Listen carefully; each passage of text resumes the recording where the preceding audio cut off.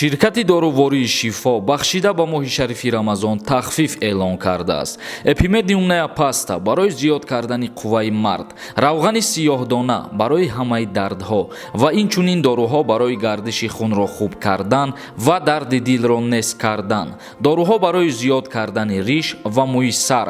Ширкати бародарони тоҷик дар хизмати шумо мебошанд. ҳатман аз номи канали юристиҷей муроҷиат кунед. 20% тахфиф дорад.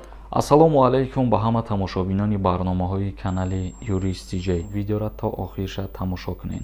Ногуфта намона, касое ки дар Федератсияи Россия қарор дорен мехоҳем ки проверка кунен ки регистратсияҳои шумо оригинала ё ки фалшиви, рақамҳое ки дар рӯи экран ҳаст дар WhatsApp-аш муроҷиат кунед, проверка мекунад ва ба шумо ҷавоб мегардонад. хабари мо оиди нафароне ки худсарона аз даъват ба хизмати ҳарбӣ саркашӣ мекунанд ё нафароне ки дар анамун повистгаҳое ки ба хонара меоянд имзо мемонанду баъдан саркашӣ мекунанд, оиди ҳамин гуна нафаро суҳбат мекунам. мутобиқи қонунгузории ҷумҳурии Тоҷикистон барои нафароне ки худсарона аз даъват кардан ба хизмати ҳарбӣ саркашӣ мекунанд ва мегрезанд, аз 500 нишондиҳанда то 1000 нишондиҳанда ҷарима таъин шудагиаст ва дар ҳоле ки агар ҷарима пардохт карда нашавад то 2 сол аз озодӣ маҳрум мекунанд. ин тааллуқ дора ба нафароне ки ба хонашона повистка меояд ва имзо мемонанд. Некрӯз нависондай: салом ака, агар донишҷӯ бошӣ ҳақ доранд омада аз даруни коллеҷ ба хизмати ҳарбӣ баранд.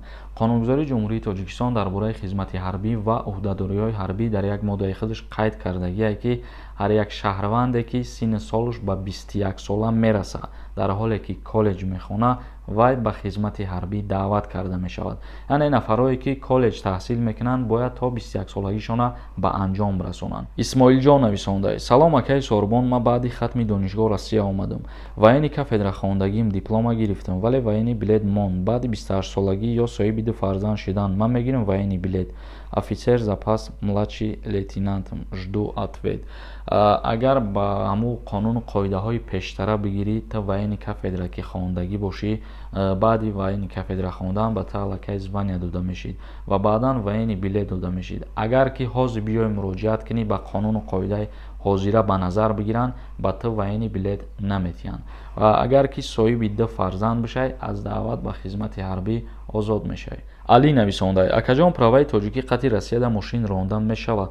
бале, танҳо ҳамун мошинои шахсии худтона метавонед ки барои гаштани худтон истифода баред, вале барои кору фаъолият кардан, таксӣ кор кардан иҷозат нест. ҳатмияй праваи российский бидан. Алишер нависондай: ассалому алайкум, сози нағзи акамара 10 сола депорт кардаги, яъне ки 2 соли дига монда, мада важ нишидай паспорт. чӣ хел кунем? ҳамира як кӯмак.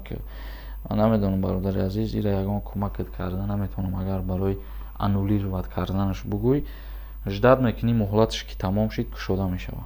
Файзалиев нависондай: ман 3 сол мешавад дар Россия, 4 сол метавонам патент кунам ё граница пересекат кунам, яъне ки 4 сол патент кардана дар назар дорӣ. бародари азиз, қонунгузории Федератсияи Россия бо қарори президенти Россия қайд намуда буданд ки то 31 декабри соли 2021 ба ҳама шаҳрвандони хориҷӣ муҳлат то патентҳои худшона дуруст кунанд ва баъди ба итмом расидани муҳлат касере ки дастгир кунанд агар депортатсияш мекунанд. ғафоров нависондай: салом акаи Сорбон, автобус аз Россия рафтесай? ҳатман ҷавоб тепешакӣ раҳмат. мо дар видеои пешара қайд карда будем ки бе основания рафта намешавад бо тариқи роҳи автомобилӣ, яъне ки агар асос доштан дар кор. як каси дига нависондай: акаи Сорбон, ман 2 фарзанд дорам, ба Тоҷикистон биё мебаранд хизмат? Не бародари азиз, озоди даъват ба хизмати ҳарбӣ. ҳасанов нависондай: салому алайкум ака, хизмат круглый год шудагия ё не? ягон маълумот дорен? яъне гуфтанӣ ки 12 моҳ аблава мекунанд. Не бародар, ин гап хатоае. танҳо барои ба қайдгирӣ даъват мекунанд, дар ҳоле ки даъваткунӣ сар шидагӣ нест. мисол мегирем моҳҳои август ё ки июлда ягон каса даъват кардан, ӯ айни хизмат бурдан нестай. танҳо ба қайд мегиранд ки фалон шаҳрванд бояд ба хизмат даъват карда шавад ё ки не. далерҷон нависондай: ассалому алайкум акаи Сорбон, ҳамин регистратсия дар Москва худаш ҳастай ё дар дига шаҳрошам ҳастай? Тюменда ҳастай ака? яъне дар назар дорӣ ки танҳо дар Москва регистратсия мекунӣ? Не бародар, дар тамоми шаҳрҳои Федератсияи Россия вақте ки қарор дошта бошӣ регистратсия мекунӣ. ашот нависонда. Салом алейкум акай сорбон, ман рафтам накардам патент. Гуфтан 10,000 штраф меспурид. Бале, штраф меспурид. Дар ҳолате ки шумо патентона продлит карданен, агар ки як моҳ пешакӣ муроҷиат кунен, шуморо штраф намекунанд ва границарам намегзарен. Дар ҳоле ки як ҳафта мондагиа ё як рӯз ба тамом шидани патентона мондагиа мерен муроҷиат мекунен, аллакай дар ин ҳолат ё штрафтон мекунанд ё ки меган граница бигзарен.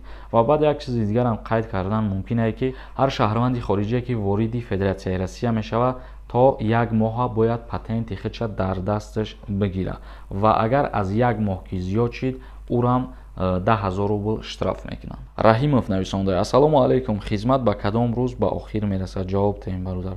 27 майда аллакай фармонш мебурояд, даъват ба хизмат ба анҷом мерасад. Ба ҳамин барномаро ҷамъбаст мекунем. То барномаҳои дигар, худованд ҳамаи мо ва шуморо нигаҳбон бошад.